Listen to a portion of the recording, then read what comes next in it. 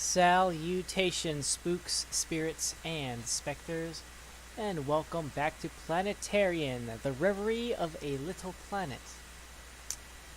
And, again, not much has changed, just MC, Mr. Customer, and Bargain Bot 5K are still just walking through the city, having their little cheery moments and such. If I just walked into its midst, I would be able to return back to the world that I had lived in since the day I was born, back to the world in which I had no choice but to live. However, that was not her world. The only things that would await her when she returned to her beloved workplace were a projector that would never function again, and an eternity of time.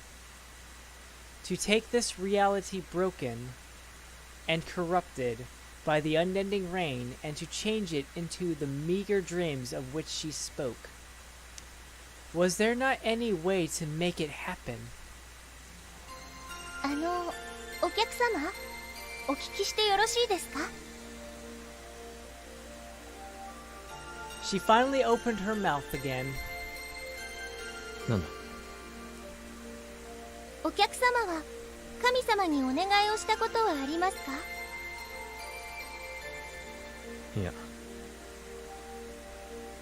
その質問には答えた覚えがあるな。はい、お客様はあったかもしれないが、ろくなことは願っていないとお答えになりました。物覚えがいいな。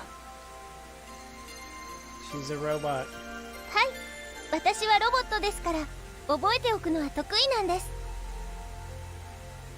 お前が何を願うかはまだ聞いてなかったな。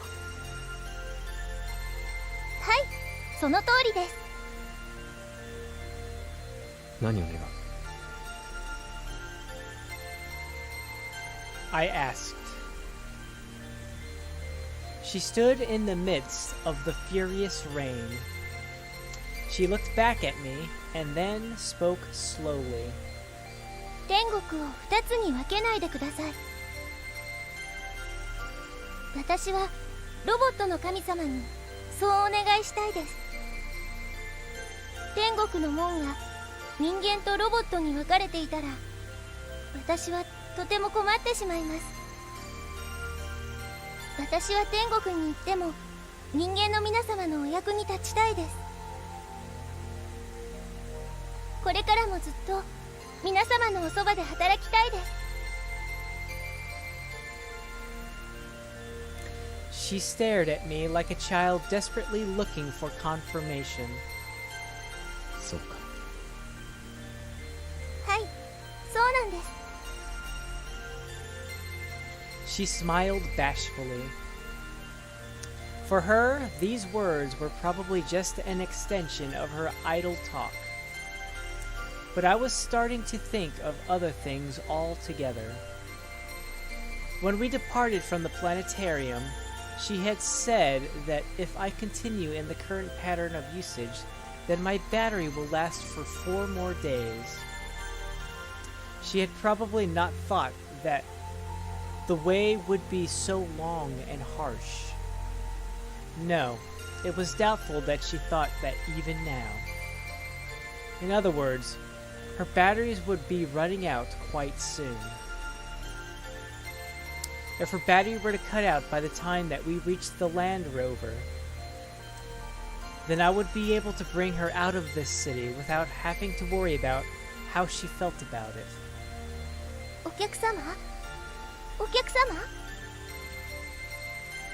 She called out to me, sounding worried. お疲れでしたら少しお休みになってはいかがでしょう。いや、大丈夫だ。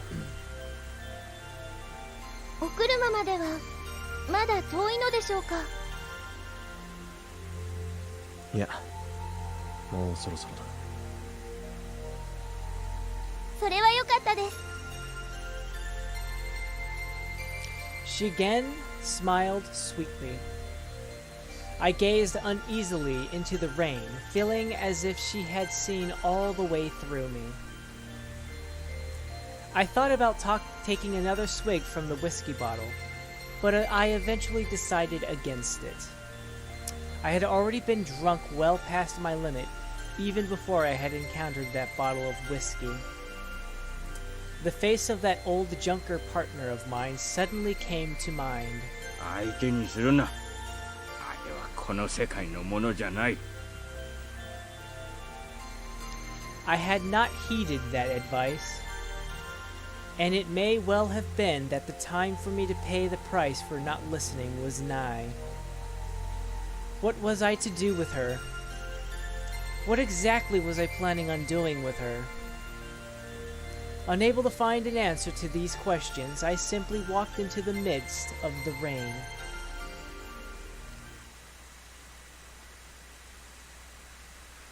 Oh, and another chapter done. Wow, I'm blowing through these things. はい、わかりました。 The precise sound of her footsteps vanished that instant. ここで待ってろ。3分したら戻ってくる。どちらへお出かけですか？ちょっと用足しだ。I have to go do a human thing? A living thing thing? はい、わかりました。ここでお待ちしています。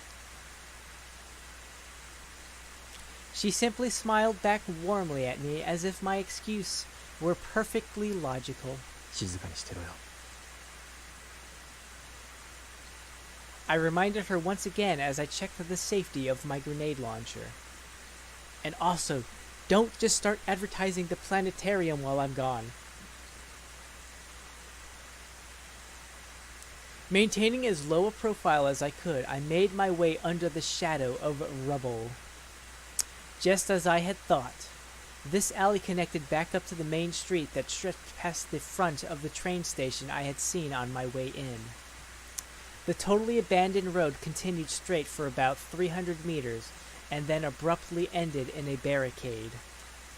And after that, the town itself abruptly ended. This was the buffer zone. At the time of the entrenchment of this city as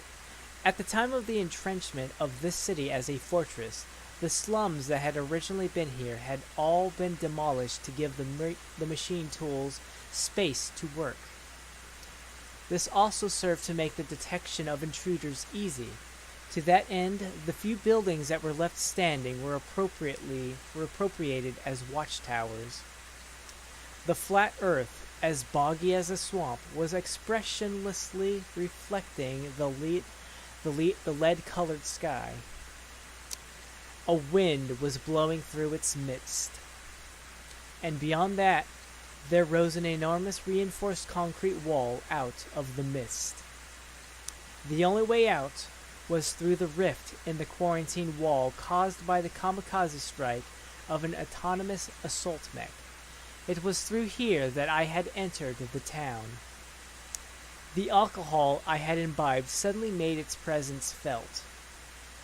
As I shifted positions, I felt a stabbing sharpness writhing in my stomach.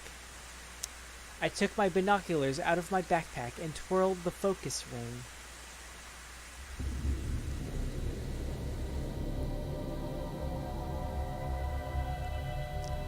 There was something that was being pounded on by the rain. An old combat mech. A four-legged walker. It stood before the rift in the quarantine wall, its spikes driven into the sludge. The slightly elevated gun turret and the sensor radome mounted to its side. And the barrel of the railgun so large that it bordered on misshapen that projected from the other end. Not an emergency module or an attendant loader mech in sight. In other words, it was in solo operations mode. Its turn signals and its brake lights, totally unbecoming of an autonomous weapons platform, were evident that it had been manufactured during a time when human law still existed. Its twin machine guns, purposed for proximity defense, were swiveling in unanticipatory sweeps. 潮招きか。 An MK-M3L/E autonomous fire support mech. That was its official designation, but during the war just about everyone called it a fiddler crab. Its external frame constructed for heavy towing, its reinforced rear legs, and its unique barrel jacket mechanism were the specific characteristics that gave it the LE design. Unlike the Monschwagers I had met on the way in, this mech was not a rampant warmonger manufactured and online at one of the Myred autonomous airborne factories that had once filled the skies. No, this was part of the vanguard of DFRs, the autonomous defense line first deployed when this city was first quarantined. It had the ability to fire just about any kind of bullet, which with insulated coating into the far distance at hypersonic speed. There was no way for infantry to fight against such a powerful, heavy mechanized unit. But as it did have manual override controls, if one could capture it, then one could turn it into one's own personal hunter-killer tank. More than anything else, a certain death awaited anyone foolish enough to try. Oh my goodness. And here I shall end the video. So thank you all very much for watching, and ciao for now. Ciao for now.